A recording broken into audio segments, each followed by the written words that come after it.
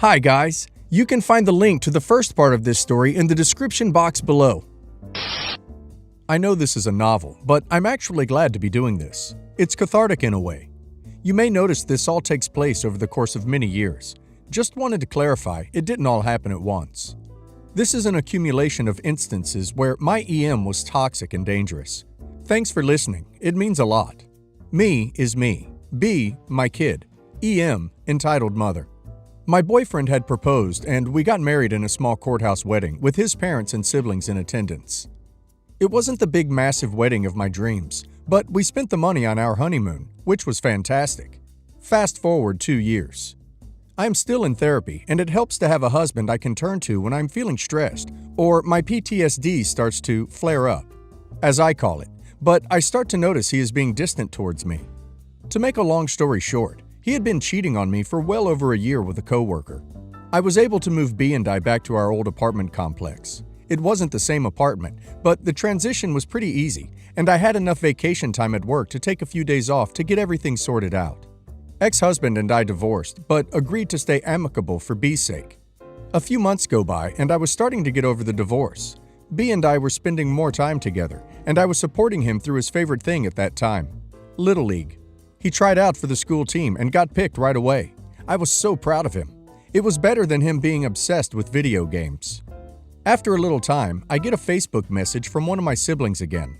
Therapy had been so great with helping me overcome those emotions, so I didn't react as badly as I had before. They wanted me to forgive EM for how she acted and that she was deeply sorry for it and truly wanted to mend the rift. If she was so sorry, why didn't she message me herself? She has my Facebook. I asked my sibling why now, and they said because of the divorce. It isn't right that I'm alone now. I haven't told anyone in my family about my divorce. I'm pretty much no contact with all of them. I'm guessing word just spread around about it. I told my sibling that I was fine, and I still didn't want any contact with EM after she lied about me to a judge. Sibling said EM had been to therapy and realizes she was wrong and thought if she messaged me herself, she would just get blocked and ignored. Hearing that EM was seeing a therapist actually made me happy. Maybe now EM could see that her A and torturing me was toxic and that it destroyed our relationship. Because I'm an absolute ducking idiot, I asked my sibling if she could watch my apartment and B while I take a short but much-needed vacation with some friends. I would only be gone for the weekend, as we were going to the spa. I also asked sibling not to tell EM my address. Just as a measure of safety, I asked my ex-husband to check on my apartment from time to time over the weekend. I thought this would give B the chance to get to know her family a little, and I would get a nice quiet 2 days of pampering. I drive to the spa, and I'm not even there 3 hours before I get a frantic call from ex-husband. My apartment was trashed, the walls smeared with dog feces, and the police are there looking for me. Of course, I am panicking at this point, and had to drive an hour-long trip back home, terrified of what I'm about to walk into. When I get there, I am arrested on the spot for depossession, child neglect, and child endangerment. I am absolutely 100% shocked by this. I don't do D. I don't even smoke W. I have a couple drinks on occasion, but other than that, I'm pretty much a square. I am hauled down to the police station and interrogated at length about the accusations being labeled against me. EM had made a call to them after seeing her grandson covered in bruises and dog feces. We don't even own a dog. After the police searched my trashed apartment, they found the D sitting on my kitchen counter. Upon hearing that it was EM that called the police on me, my PTSD flared up, and I began to have the most severe anxiety attack that I ever had, to be admitted to the hospital for a psych evaluation. I don't remember much of it because I apparently had fainted many times from the high amounts of stress. The on-call therapist told me I was screaming, "Why is she doing this to me?" and that I wanted to die. After 3 days of being on medication that made me into a literal zombie, the police came to talk to me again. He told me that EM refused to admit B to the hospital for an examination, stating that she knows he has bruises because she saw them and didn't need a doctor to tell her that her baby was A. Ex-husband, being the godsend that he is, asked the police to take B from EM's custody, and after an extensive examination, B had no bruises, other than the scrapes he got from Little League. He told the officer that EM had told him that she was going to be his mother now. He made sure to drive home the point that EM was scary, and he was afraid she may hurt him if he tried to escape. Both my siblings were questioned, and to save their own skins, admitted EM told them to wait until I wasn't home and B was with them, so she and my other sibling could go and trash my apartment and plant the D. EM denied this, but the evidence and all the instances where she showed her clear mental instability. She was arrested on charges of domestic A, theft, destruction of property, lying to police, and the worst of all, kidnapping. My siblings were also charged. I also found out that EM being in therapy was a lie, and that EM had no intention of changing and was merely biding her time. I have since been granted a permanent restraining order against EM and my siblings, and they are in no way to contact me. And if any other relatives tries to contact me on their behalf, that would be a violation, and they would be charged even more. I will be in therapy for probably the rest of my life at this point, and B has begun seeing the same therapist. My ex-husband and I are working through our own issues. Knowing that EM will get out of prison at some point, we are considering moving out of state. Quick edit in case someone is wondering. My boss has been the best. He paid for a professional cleaning crew to clean up my apartment and replace my living room television. B is happy about that. I'm sure some might be wondering why I still have anything to do with my ex-husband. We are working through those issues with therapy, and there is a lot of trust to build back up, but we love one another and are committed to being good for each other as well as B.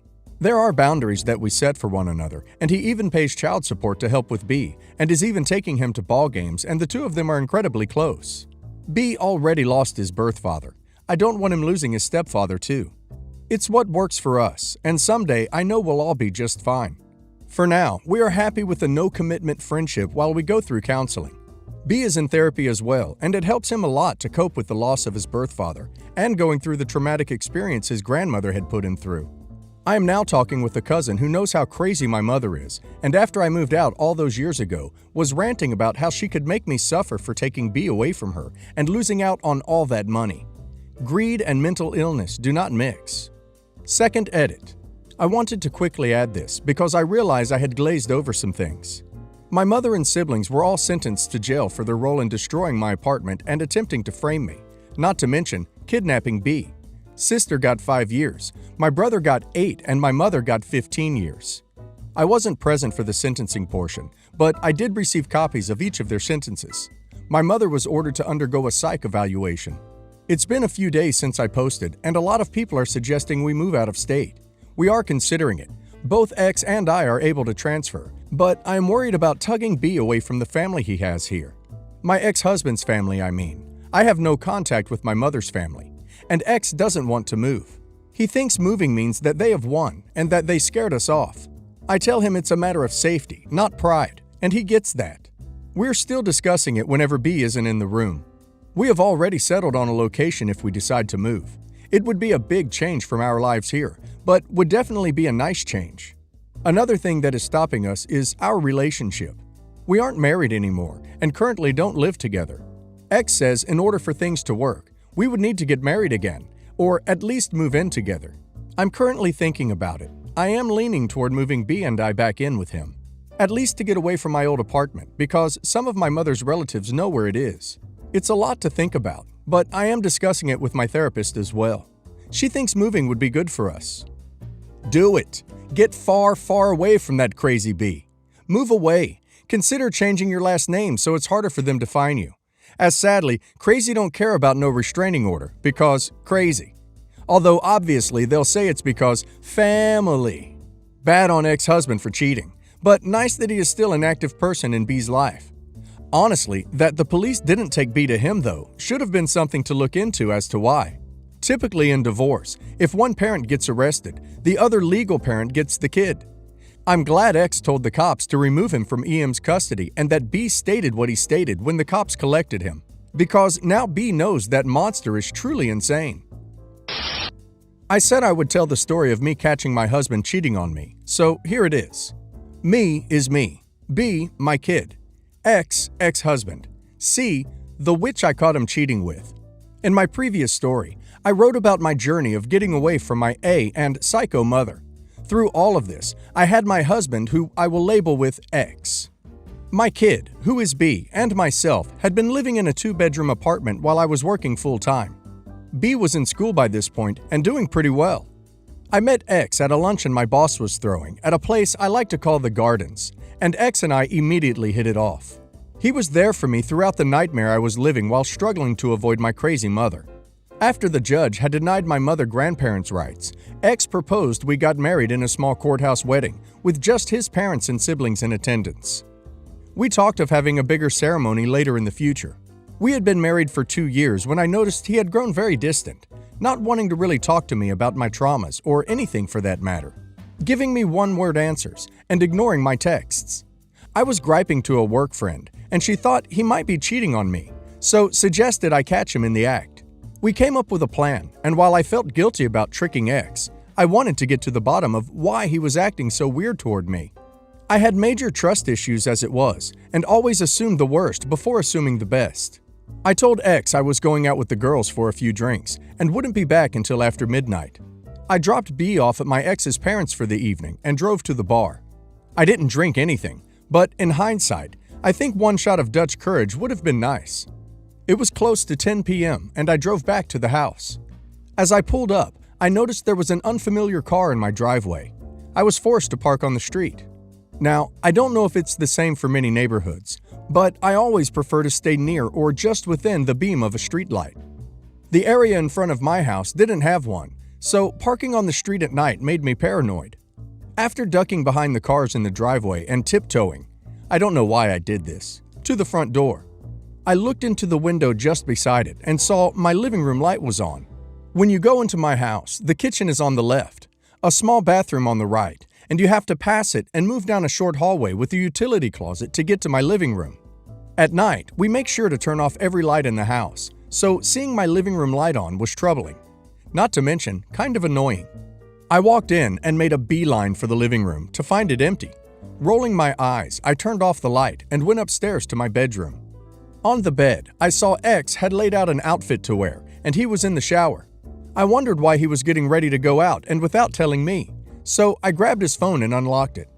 I read every message between X and another woman, C. Several of the messages were X complaining about me being difficult to live with, and C saying she was a better woman for him, and that X should ditch me and the extra baggage, my kid. To my shock and horror, he said he was thinking about it. I was crushed. 4 years together, 2 of them married, all down the drain, trust broken. I began crying my eyes out, and when X left the bathroom, he saw me on his phone. He begged to let him explain, and I got up and packed a bag for both B and I. I left and picked B up at X's parents, and we went to a hotel. X and I ended up agreeing on divorce terms. Because he had adopted B legally, he was obliged to now pay child support. B and I moved back into my old apartment complex. I got a call from X about wanting to take B to a pro baseball game a few weeks later. He and C showed up. I demanded to know why X thought I would let him take B with C present, and C had the audacity to say that it looked like I could use a break from the responsibility of being a parent, and that she would make a great stepmother to B. After calling him baggage, I don't think so, lady. I told X to forget it and slammed the door in their faces. B was disappointed, and it hurt me to refuse him the chance to see a live baseball game, but I wasn't about to let that homewrecker anywhere near him. Spoiler alert. X ended up breaking up with C because she was using him for his money. Go ducking figure. Currently, X and I are in therapy working out our issues. We are in a non-commitment friendship type of relationship, and B is doing fantastic. Yes, we took him to a few baseball games since then. And in case anyone is wondering, the unfamiliar car in my driveway was a neighbor's relative who was visiting.